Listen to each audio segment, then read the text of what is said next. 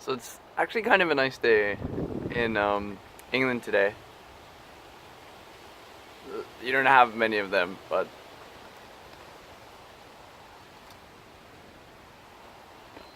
so that's pretty cool. Um, it's a pretty nice day, and I want to take this time. Well, it's nice to record outside, obviously, because there's a forest like right outside my house. So it's a nice view as well.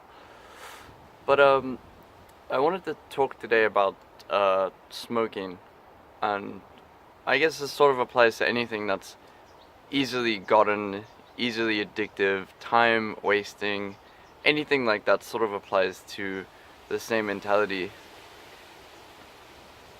So I think everyone in life has sort of had this a crux to it, in that you're addicted to something, you spend a lot of time on that something, especially when it doesn't get you something out of it.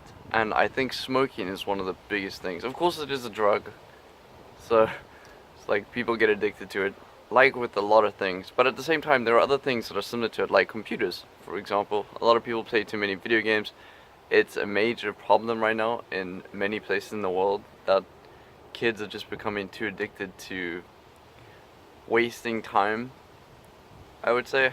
And I definitely think that I was on maybe just the border of that generation, I would say. I don't know, actually. Oh, that's beautiful. I actually can't say anything now.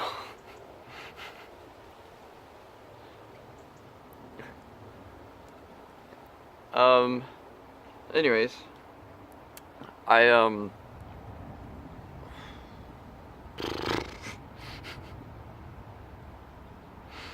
light is distracting.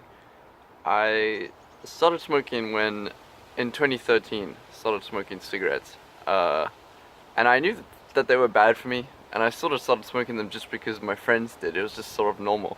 First of all, cigarettes in South Africa are 20 rand a box, or they were at this time. I don't know actually how much they cost now. I don't smoke anymore, but they were about 20 rand a box, which is about $2. At the time, it was even less than $2. It was about $1.50. So they were dirt cheap. Even for South Africans, they were relatively cheap. Like, that wasn't a lot of money at all for a box of cigarettes, especially when you only smoke like 4 a day. Whoops. Something like that. So I just sort of got into it just because of the fact that it was cheap. I wasn't working at the time, I was getting pocket money from my parents. So it was cheap, and it was just a nice outlet for things. And my friends did it. And it was such a it just became such a major problem, to the point where I just had withdrawals every time I went to hostel, and I was trying to smoke cigarettes at hostel, trying to, so obviously hostel is boarding school, if you don't know. I went to an all boys boarding school, and they were very strict. And obviously at boarding school you have teachers walking around all the time. All the time. There are teachers everywhere. There were 7 teachers for about 80 kids. So for every 10 people or 12 people, there was a teacher. So it was actually really hard to get away with stuff. We still tried, but nothing like cigarettes or anything. But it just became such a major issue. And I finished high school in 2014, at the end of 2014. So for that year, from June 2013 till December 2014, it was just a big problem, because every time I'd go to boarding school, I would have to stop, and then I would really suffer on the Mondays and Tuesdays, and then sort of get that release on Friday. And I didn't want to tell my girlfriend about it. I didn't want to tell any of my friends actually that I actually had a problem, because for them it was more just go to party, pick up a cigarette kind of thing. It was a real shame, because my parents were both addicted to cigarettes. My actual dad, my actual mom, they were both addicted at times in their life. My mom still is. My stepdad was. My stepmom did. So you can imagine it's sort of something that just runs in the family. It just ran in the family. Which is so stupid to think about. But it was pretty ridiculous. So then at the end of 2014, start of 2015, I decided like this is just stupid.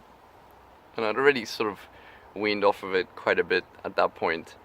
I wasn't trying anything, it just, I was poor in 2015. I was really poor. Even 20 rand cigarettes were just too much. So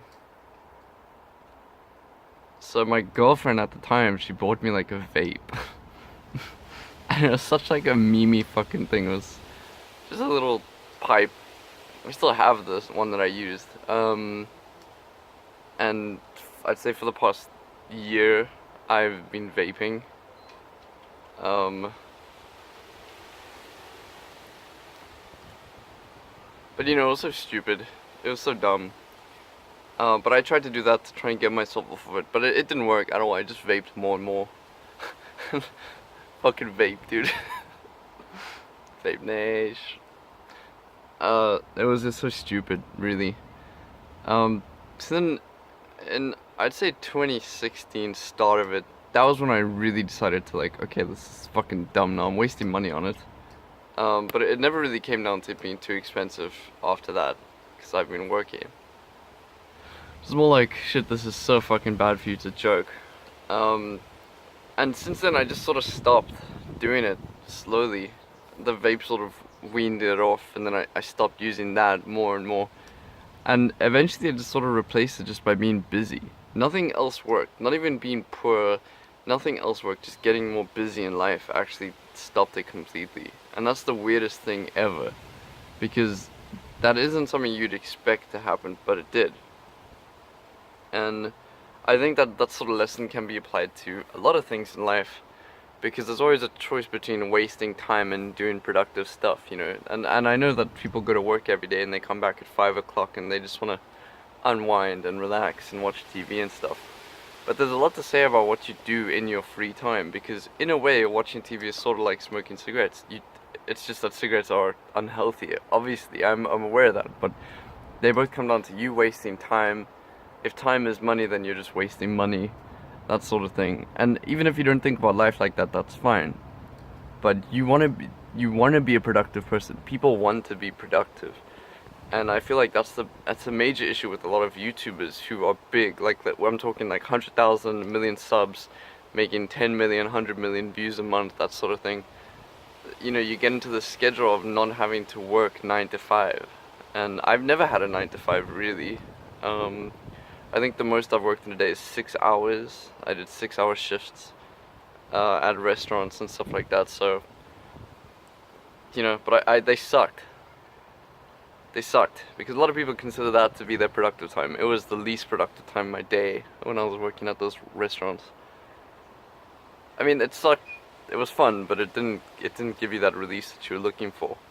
And I've gone on a tangent now. So you should probably take from this what you will. But it was really stupid at that time. So for anyone who plays computer all day, all night, like I do, you know, just take a look at the watch every now and then. Take a look at your timer, whatever you use, the clock. You know, think about it. I think, as I said, being busy helped a lot. Like it saved me. But yeah, anyways, have a good day.